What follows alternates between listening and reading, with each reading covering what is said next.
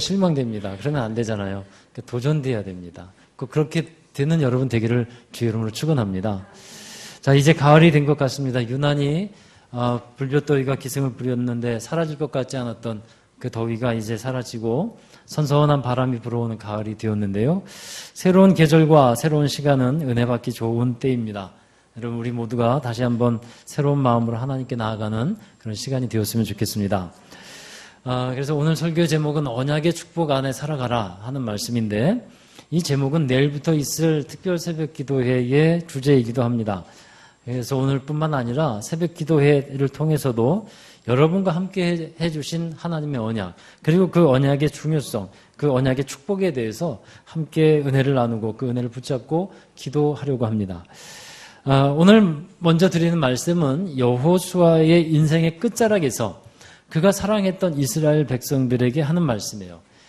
23장 2절에 보면 여호수아는 말하고 있죠. 나는 나이가 많아서 늙었다라고 말하고 있어요.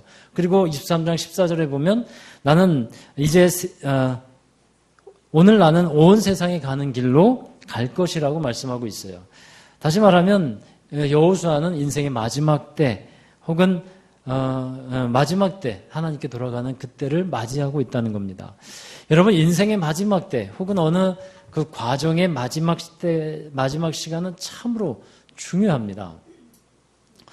우리가 이제 웰빙의 시대를 살아가고 있어요. 그래서 웰빙을 중요하게 여깁니다만 또 말하죠. 웰빙도 중요하지만 웰다잉도 중요하다. 그러니까 잘 사는 것도 중요하지만 잘 죽는 것도 중요하다는 거예요. 복된 죽음이 되어야 한다는 것이죠. 마지막도 아름다운 사람이 되어야 하는 것입니다. 여러분, 박수 칠 때 떠나라 하는 말이 있죠? 그 말이 뭐겠습니까? 마지막 때가 좋고 후대의 평가가 좋아야 그 사람이 좋은 인생을 산 사람이라 하는 뜻입니다. 하나님께 쓰임받았던 여러 성경의 인물들을 보게 되면 그들은 끝이 참 아름다웠습니다.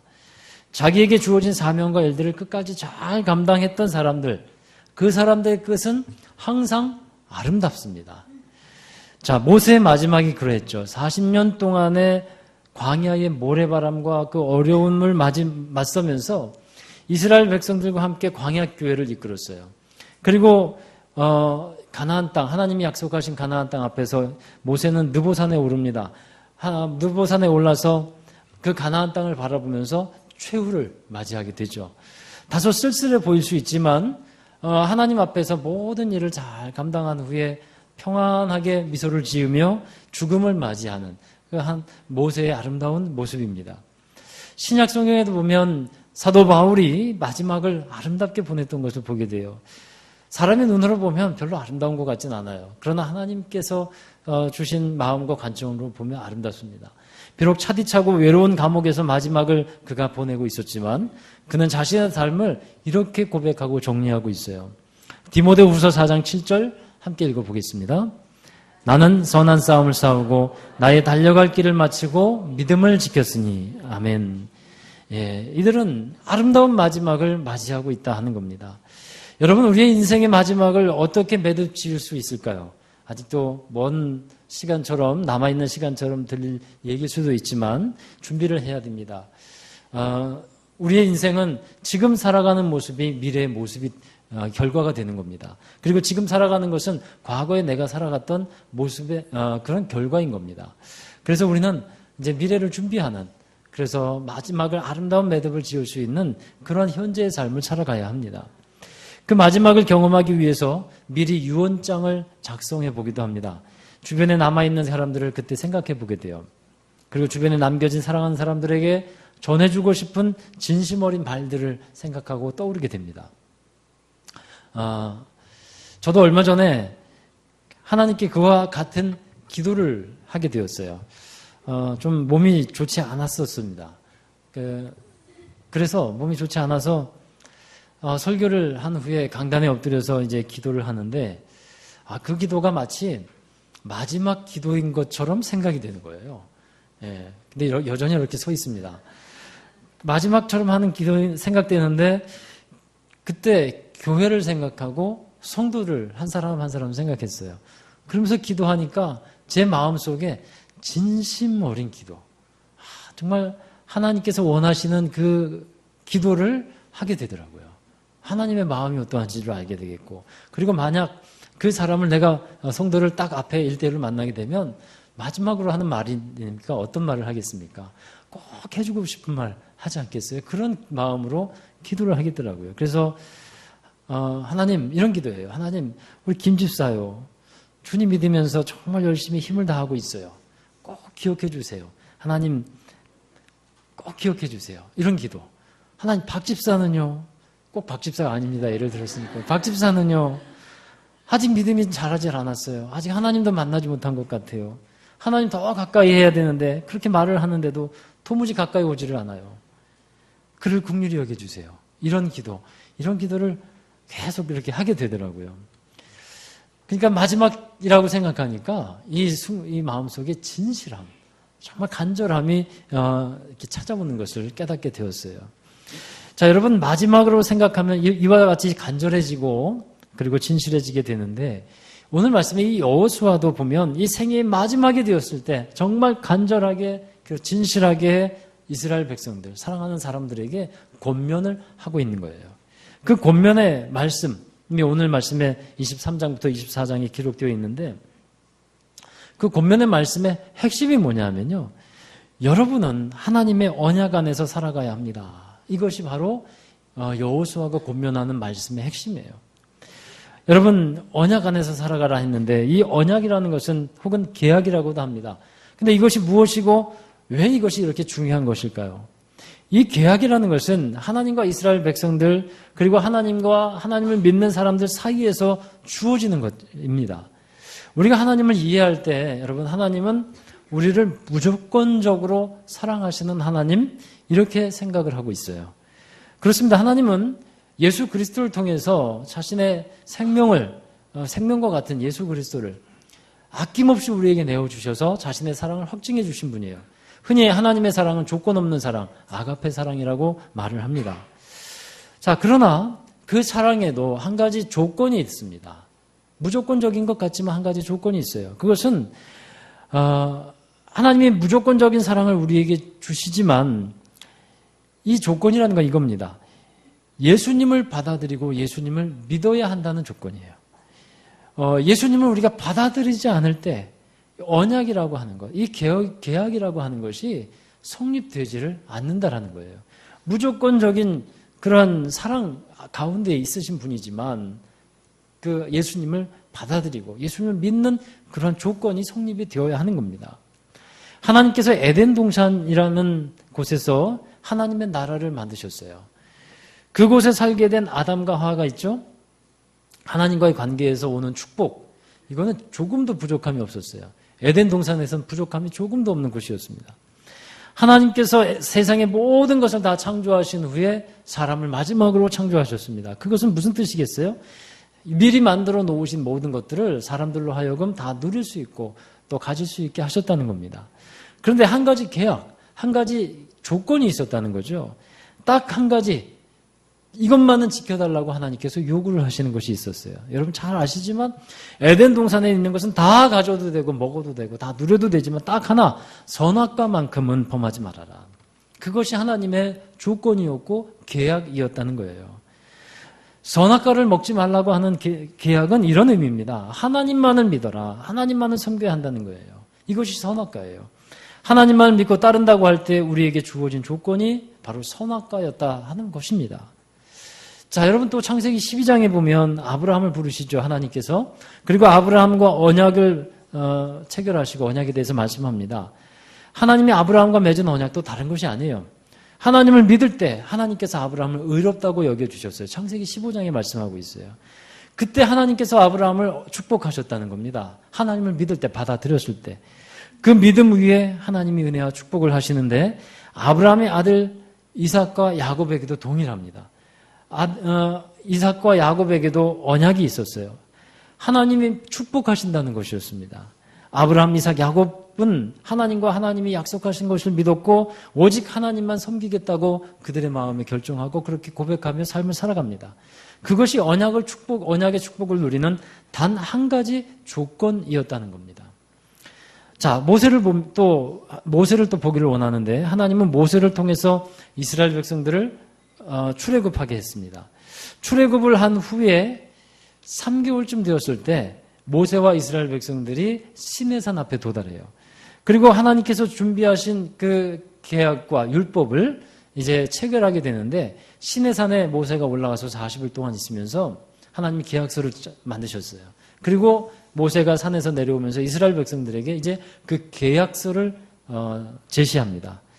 그 계약서는 뭐였냐면 뭐 하지 말아라 해라 이런 말이 계약이 있습니다만 그 계약서는 축복이었어요. 축복. 하나님께서 작성하신 이 계약을 이스라엘 백성들이 잘 지켜 행할 때는 하나님께서 주시는 땅이 있는데 그곳에 들어가서 축복을 받으며 살게 될 것이라는 그러한 약속이었습니다. 그 계약이 율법에 나타나고 있는 겁니다. 이 율법의 핵심이 뭐냐면요. 하나님을 잘 믿고 하나님의 말씀을 청종하면서 살라는 것이에요. 하나님을 사랑하면서 사는 것이 곧 그런 모습 아니겠습니까? 즉 하나님과의 관계가 중요하다는 것이죠. 할렐루야. 하나님과의 관계가 중요합니다. 그것이 율법에 나타나는 정신이에요. 곧 사랑의 관계임을 말씀하고 있어요. 40년 동안 광야에 머물면서 모세는 이스라엘 백성들에게 이 율법을 가르칩니다. 그리고 율법을 지키면서 이스라엘 백성들이 애굽에서 몸에 배어 있었던 그 노예의 습관들, 그리고 잘못된 습관들, 죄의 찌꺼기들을 버리도록 하는 거예요. 곧 하나님의 나라의 백성으로서 하나님을 사랑하고 사람들을 사랑하는 실천의 삶을 살아가도록 지도하고 그리고 안내해 줍니다. 자, 그리고 모세가 이제 하나님께로 돌아갈 때가 됐어요. 이스라엘 백성들을 다 다시 불러 모읍니다. 그리고 신신당부하는 말씀이 있어요. 그것이 그 말씀이 기록된 성경이 있는데 그 성경이 뭐겠습니까? 신명기서예요. 하나님께로 돌아가기 전에 이스라엘 백성들에게 신신당부하는 말씀이 신명기서입니다. 모세가 말한 핵심이 바로 신명기에서 보면 이 부분입니다. 신명기서를 요약한다면 너희는 오직 하나님만을 사랑하고 하나님만을 섬겨야 된다. 이것이에요. 시내산에서 하나님께서 주신 계약서를 잊지 말라. 하나님께 모세가 당부하고 있는 겁니다. 자, 그리고 모세는 이제 죽기 전에 여호수아에게 이스라엘 백성들을 맡기죠. 그리고 여호수아가 가나안 땅으로 들어가게 되는데 하나님께서는 가나안 땅에 이스라엘 백성들과 여호수아를 들어가게 하기 전에 또 여호수아를 부릅니다. 그리고 당부합니다. 그 당부하는 말씀이 뭡니까? 하나님께서 말씀하신 것, 이것을 잘 지켜라. 이 조건과 계약을 말씀하고 있어요. 여호수아서 1장 8절의 말씀인데요. 함께 읽습니다. 이 율법책을 내 입에서 떠나게 하지 말며 주야로 그것을 묵상하여 그 안에 기록된 대로 다 지켜 행하라. 그리하면 내 길이 평탄하게 될 것이며 내가 형통하리라. 아멘. 쭉 창세기부터 하나님께서 말씀하신 그 계약의 핵심을 여호수아에게도 분명하게 말씀하고 있다는 거예요. 그리고 가나안 땅에 이스라엘 백성들이 들어갑니다. 그곳에 들어가서 또 하나님께서 요구하신 것이 있어요. 가나안 땅에 들어가서 여리고성을 정복하고 하기 전에 하나님과의 계약, 하나님과의 언약, 이것을 다시 한번 확인하게 하는 거예요. 그리고 하나님은 계약서를 다시 꺼내 놓으십니다. 그리고 확인하셔요. 여호수아 8장에 보면요, 사람들을 에발산 또 그리심산으로 나누어서 이제 모이게 한 후에 율법 제기에 기록된 모든 것을 다 낭독하죠. 축복의 말씀과 저주의 말씀을 낭독합니다. 그 말씀을 들은 이스라엘 백성들은 아멘 하면서 하나님의 말씀을 따르겠습니다. 그러면서 결단하는 시간을 그때 갖게 되는 거예요. 자, 그 후에 가나안 정복이 이루어지게 됩니다. 7년의 긴 시간 동안 가나안 땅을 얻었고 그리고 12지파 사람들에게 기업으로 그 땅을 나눠줘요. 그 일을 다 감당하고 이제 여호수아가 다 늙어서 이제는 다 사명을 감당했기 때문에 하나님께로 돌아가야 하는 시간이 되었음을 알았습니다.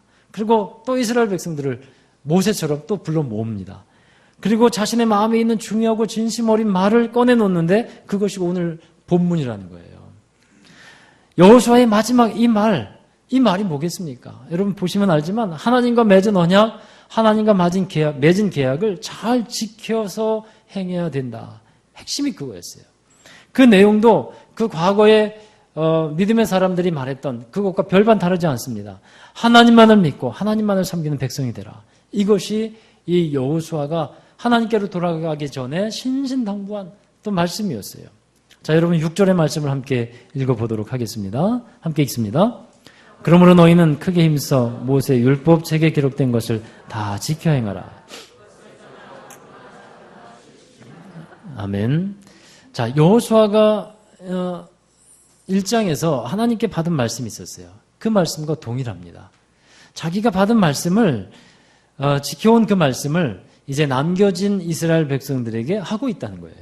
내가 지금까지 그 말씀을 받았고 그 말씀을 지키면서 이렇게 좌로나 우로나 치우치지 않고 행하면서 살아왔는데 이제 남겨진 너희들, 이 가나안 땅에 하나님이 축복하신 이 땅에 살게 된 당신들은 내게 주셨던 이 말씀처럼 하나님의 계약, 하나님의 언약을 잘 지키면서 행하라, 그렇게 말씀하고 있는 겁니다. 여러분, 이 말씀 가운데 보면 크게 힘써 이 하나님의 율법을 지키라, 그렇게 말씀하고 있어요. 왜 힘써서 지키라고 말씀하고 있을까요? 여러분, 하나님의 말씀을 지키는 것이 쉽지 않습니다. 그냥 지키면 되지, 이렇게 하면 쉬우면 좋을 텐데 그게 또 말처럼 그렇게 쉬운 것이 아니기 때문에 그렇습니다.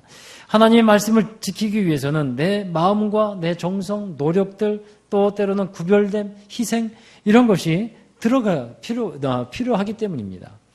하나님의 말씀을 지키기 위해서 들어가야 하는 힘과 노력들이 있다는 거예요. 그래서 신앙생활 하는 데서는요, 여러분, 내가 편하게 말씀을 지킬 수 있는 것 별로 없습니다. 편하게 말씀을 지킨다는 것은 좀 맞지 않는 거예요. 내가 힘써서 지켜야 되는 것이 맞습니다. 힘써서 의식하고 노력하고 애써야 하는 것이 하나님의 말씀을 지키는 사람들의 모습입니다. 자, 그리고 나서 또 11절의 말씀을 한번 더 보시기 바랍니다. 함께 읽습니다. 그러므로 스스로 조심하여 너희 하나님 여호와를 사랑하라. 하나님을 사랑하라는 말씀인데 이것이 율법의 또 하나 핵심이기도 합니다. 또 언약의 핵심이에요. 그런데 하나님을 사랑하는데 어떻게 사랑하라고 합니까? 스스로 조심하라. 왜 우리가 조심해서 하나님을 사랑해야 할까요? 조심해야 하는 이유는 뭐냐면요, 하나님을 사랑하지 못하도록 하는, 하나님을 사랑하는 데 있어서 제대로 사랑하지 못하게 하는 유혹들이 많기 때문에 그래요. 온전히 사랑한다는 것은 온 마음을 하나님께 다 드린다는 건데, 그러지 못하는, 부분적으로 드리거나 또 다른 것에 마음을 빼앗겨버리는 그런 일들이 있기 때문에 하나님은 스스로 조심하라 하는 겁니다. 마음을 굳게 먹고 단단히 결심을 하고 하나님을 섬기겠다고 결심을 하는데도 중간중간에 많은 유혹들이 있어요. 덫과 같이 놓여있는 유혹들이 있어요. 그래서 그런 것들을 잘 스스로 조심하라 하는 말씀이에요. 여러분, 유혹은 어떤 경로를 통해서 찾아올까요? 유혹이라는 것은요, 내가 관심을 갖고 내가 좋아하는 그 경로를 통해서 찾아옵니다. 죄는 유혹이라고 하는 포장을 하고 있어요. 그래서 참 조심해야 합니다. 유혹은 항상 쓴 약처럼 포장되어 있지 않습니다. 항상 맛있고 좋은 것처럼 포장이 되어 있어요. 그래서 항상 스스로 조심하라 하고 말씀하고 있는 겁니다. 우리가 스스로 조심해야 되는 것도, 이스라엘 백성들이 스스로 조심하면서 지켜야 하는 것들이 있는데 구체적인 내용들을 계속해서 말씀하고 있습니다. 자, 23장 7절의 말씀 이어서 보겠습니다. 너희 중에 남아있는 이 민족들 중에 들어가지 말라. 그들의 신들의 이름을 부르지 말라. 그것들을 가리켜 맹세하지 말라. 또 그것을 섬겨서 그것들에게 절하지 말라. 아멘. 이렇게 그 땅에 남겨진 가나안 족속들, 그 족속들에게 들어가지 말라 하는 겁니다. 그리고 이어서 12절에 보면 더욱더 구체적으로 남아있는 가나안 족속을 가까이 하지 않는 그 구체적인 행동 지침을 말씀하고 있는데 그것은 그들과 결혼하지 말라, 이런 것을 말씀하고 있어요. 여러분, 왜 남아있는 가나안 족속에게 가까이 하지 않아야 한다고 말씀하는 것이겠습니까? 왜 그들이 사람인데 왜 그들을 가까이 하지 않아야겠습니까? 왜냐하면 우상 때문이라는 거예요. 가나안 땅에 살고 있었던 사람들이 믿고 있었던 것이 뭡니까? 우상입니다. 그 신들을 멀리하라는 거예요. 물론 우리가 선교하고 복음을 전하는 데 있어서는 또 그들을 대하는 그런 측면이 있어야 되는데, 그들과 가까이 하라는 것은 그들 속에서 그들과 함께 그들의 문화를 누리면서 살아가지 말라 하는 것이죠. 여러분, 그 땅에 남아있는 사람들이 섬기던 우상이 뭡니까? 바알과 아세라 신이었어요. 바알은 남신이고 아세라는 여신입니다. 바알은 풍요를 주는 신이에요. 아세라는 다산, 곧 자녀를 많이 내고 그 갖게 하는 신입니다. 이스라엘 백성들이 가나안 땅에 들어가 있으면서 이제는 농경 문화를 이루면서 살아가게 될 것인데, 농경 사회에서 중요한 것이 뭘까요? 농사가 잘 되어야 되잖아요. 풍요로워야 됩니다. 또 자녀를 많이 갖게 된다는 것은 큰 복을 받는 것으로 여겨지는 것이었습니다.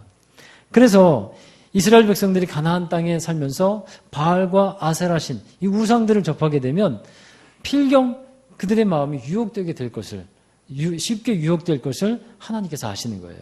쉽게 넘어갈 수 있다는 겁니다. 그래서 여호수아는 하나님의 마음으로 그것을 염려하고 있다는 거예요. 그런 우상은 모두 다 가짜이니까 그것들을 섬기지 말라. 바로 분명하게 말하면서 안전장치를 갖추고 하나님만을 가까이 하라 하고 말씀하고 있는 겁니다. 자, 여러분, 이것이 여호수아가 이스라엘 백성들에게 또한 말씀한 언약입니다. 그러면 이 언약, 이 계약을 말씀하면서 이것을 왜 지키라고 하냐면요, 그 이유는 하나님을 위해서가 아닙니다. 분명한 것은요, 우리가 하나님을 섬기고 하나님의 말씀을 지키는 것은 하나님을 위해서 그리하는 게 아니에요. 우리 자신을 위해서 그리하는 것입니다. 하나님의 말씀을 지키고 하나님을 섬기는 그 사람들을 위해서 하나님께서는 그 언약을 지키라 말씀하는 거예요. 하나님 자신을 위해서 그 일을 명령하시지 않았다는 겁니다. 여러분, 이 율법, 곧 언약을 지켜 행하면 하나님께서 주신 아름다운 땅에서 복된 삶을 살아가게 될 것을 약속하셨는데, 만약에 이 하나님과의 언약이 파기가 되면 어떻게 될까요? 하나님이 주신 복된 것들을 누릴 수 없게 된다는 사실입니다. 사람들 사이에서도 계약을 하죠. 예를 들면 아파트를 계약을 한다고 해보십시다. 그 계약서대로 이제 언제 계약금을 주고 중도금을 주고 이제 잔금을 내게 됩니다. 그 잔금을까지 치르게 되면 아파트를 등기를 이전하면서 얻게 되죠. 거기에 들어갈 수 있는 자격을 얻게 됩니다. 그런데 그 계약금을 낸 후에 다른 계약들을 지키지 못합니다. 그러면 그 계약은 파기가 되는 거잖아요. 자기 것이 될 수가 없다는 것이죠. 하나님과의 계약이 파기되었을 때도 하나님은 그 땅을 다시 환수시키셔요. 환수하십니다. 16절의 말씀을 함께 보시기 바라요. 자, 23장 16절 또 함께 읽습니다. 만일 너희가 너희 하나님 여호와께서 너희에게 명령하신 언약을 범하고 가서 다른 신들을 섬겨 그들에게 절하면 여호와의 진노가 너희에게 미치리니 너희에게 주신 아름다운 땅에서 너희가 속히 멸망하리라 하니라. 아멘. 여러분, 실제로 가나안 땅에 이스라엘 백성들이 정착한 후에 이 사람들은 이 언약을 나중에 지키지 못합니다. 그러니까 계약이 파기가 된 거예요. 이 이스라엘 백성들이 가나안 땅에서 바알과 아세라 신을 쫓아가게 돼요. 계약이 파기됩니다. 그러자 하나님께서 조치하신 것이 뭐냐면 가나안 땅을 환수시키는 거예요. 구약성경 사사기를 보면 그것이 잘 나타나 있죠. 하나님의 언약 안에 있을 때 하나님께서 그들을 보호해 주시고 그 땅을 누릴 수 있도록 해주셨지만 그들이 하나님을 떠납니다. 계약을 어기게 되죠. 그때는 그 주변의 여러 나라를 들어서 그 땅을 빼앗습니다. 고통을 겪게 하고 또 어려움을 겪게 합니다. 또한 왕정시대가 지나가고 이스라엘 백성들이 바벨론의 포로로 끌려가고 나라를 잃어버리게 되죠. 하나님께서 계약을 지키지 못한 이스라엘 백성들에게 그 하나님께서 주신 약속의 땅을 환수시키는 조치였다는 겁니다. 자, 여러분, 이런 사실들을 우리가 분명히 알고 있어야 돼요. 그래서 우리가 어디 안에 있어야 되느냐? 바로 언약 안에, 계약 안에 머물러 있어야 하는 것입니다. 자, 우리는 그럼 이제 이 언약을 어떻게 지킬 것인가?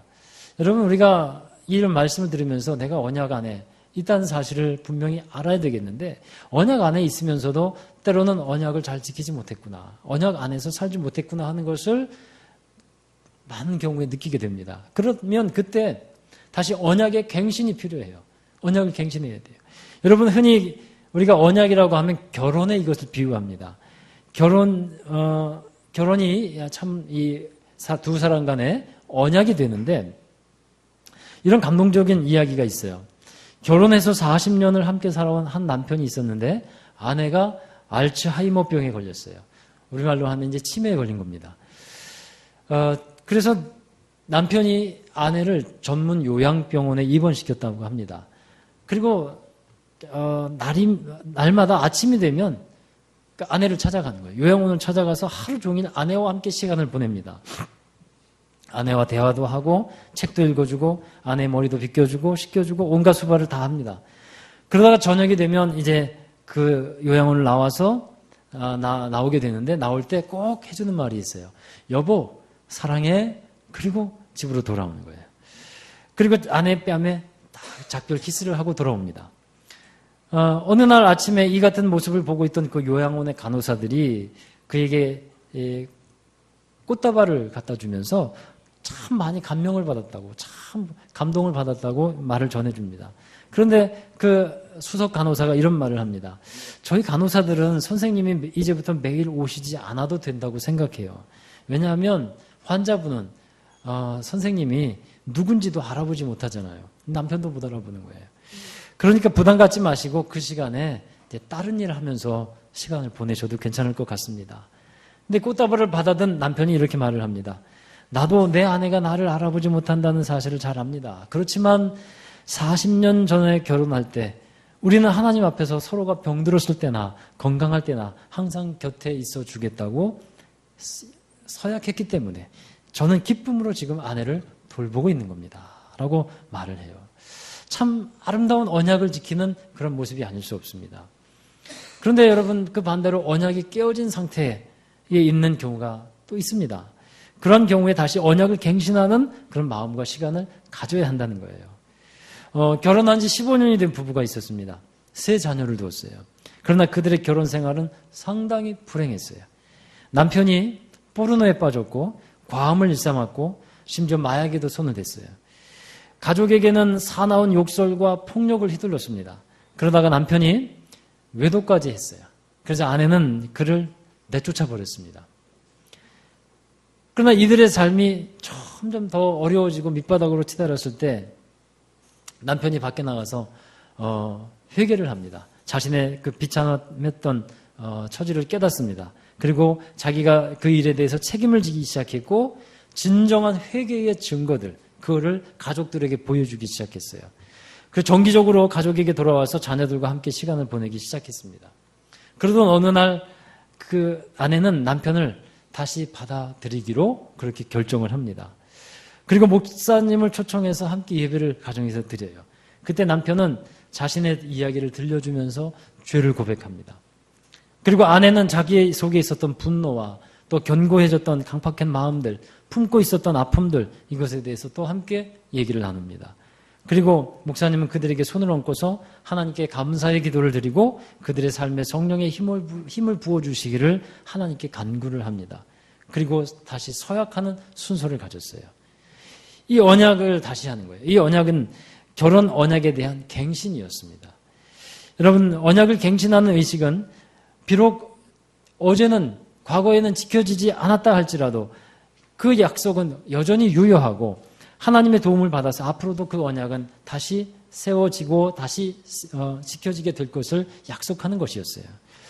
자, 여러분 아름다운 그런 언약의 갱신의 한 그 가정의 모습이었습니다. 부부가 되시는 분들을 이렇게 한번 생각해 보십시오. 부부의 언약, 결혼 서약을 한번 생각해 보세요. 여러분 어떻습니까? 다시 갱신해야 될 필요가 있겠습니까? 갱신하고 싶으십니까? 할렐루야. 갱신하시기 바랍니다. 갱신하세요. 다시 언약을 확인하는 거예요. 내가 평생 이 아내를 사랑하고 또 부부로서 귀한 섬김의 삶을 살아가고 귀한 가정을 이루겠다고 약속했는데 그 갱신의 시간이 우리는 많은 순간순간 필요합니다. 여러분 그리고 저와 여러분은 또 하나님과의 언약을 한번 생각해 봐야 돼요. 사랑하는 여러분, 우리는 하나님을 사랑하시고 하나님이 우리를 사랑하시고 우리에게 언약하시며 축복하시는 분임을 우리는 믿습니다. 하나님께서 그렇게 말씀에 약속해 주셨어요. 가나안 땅에서 모든 사명을 감당했던 여호수아는 이스라엘 백성들에게 이 언약을 갱신하는 시간을 이제 24장에서 또한 갖게 되는 겁니다. 나와 내 집은 오직 여호와 하나님만을 섬기겠다. 너희는 너희 섬길 자를 택하라.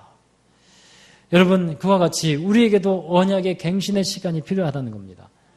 오늘 오직 하나님만을 섬기겠습니다 하는 분명한 고백을 여러분 하실 수 있겠습니까? 그 고백 가운데 하나님께서 그 언약의 축복 안에 살게 하시는 은혜가 있게 하시리라고 믿습니다.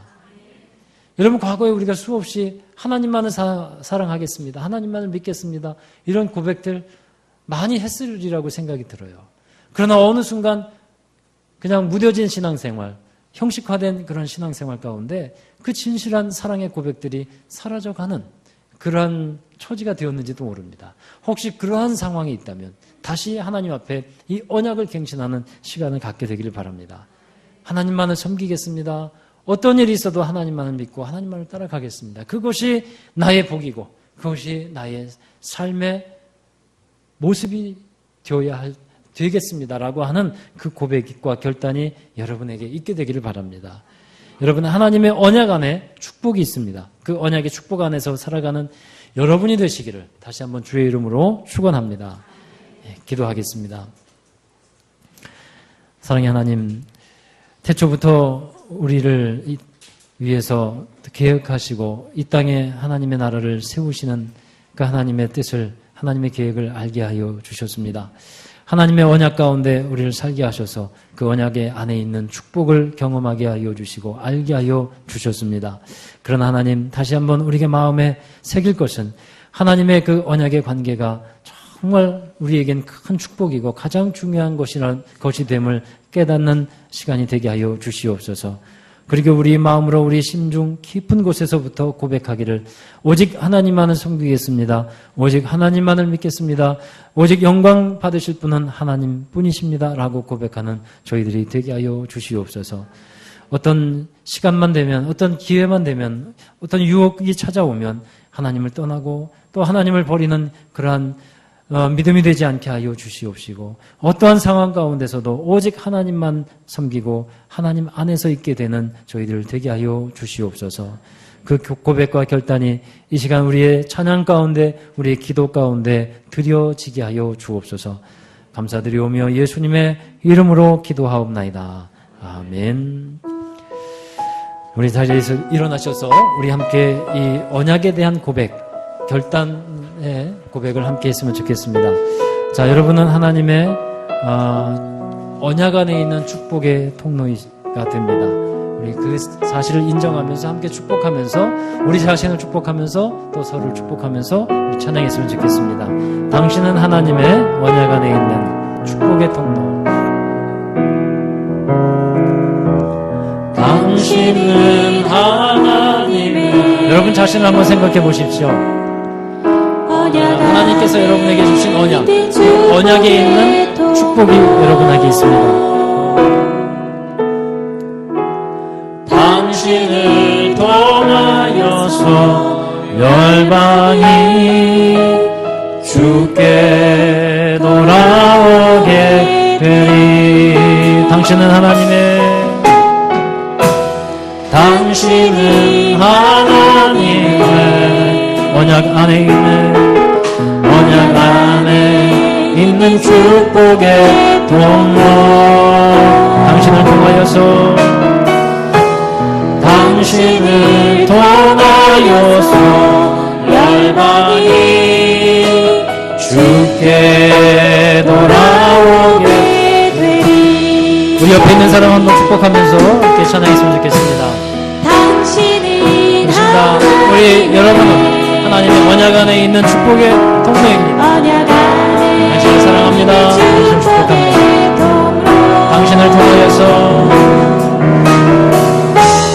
당신을 통하여서 열방이 주께 예배하게 되니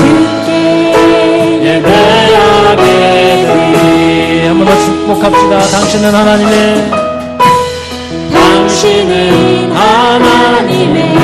우리 유아신에도 함께 축복합시다. 하나님의 있는 축복의 통로. 당신을 통하여서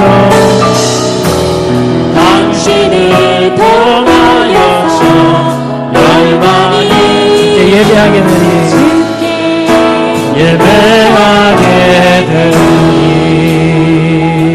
아멘. 우리 함께 기도합시다. 하나님의 언약 안에 있는 축복, 그것이 바로 우리 안에 있음을 믿습니다. 우리가 하나님의 언약 안에 있고 말씀을 지켜 행할 때 하나님께서 약속하신 바대로 반드시 이루어 주시고 우리가 그러한 삶을 살아가게 될 것입니다. 우리가 한번 이 시간에 결단하기는 정말 하나님만을 믿고 하나님만을 섬기며 하나님만을 사랑하며 나아가는 우리 제가 되겠습니다. 어떤 우상에게 절하지 아니하고 우상에게 끌려다니지 아니하고 오직 하나님께만 영광 돌리겠습니다. 그러한 제가 되고 그러한 인생이 되겠습니다. 우리 함께 고백하며 결단하는 귀한 시간 되기를 원합니다. 함께 기도하시겠습니다.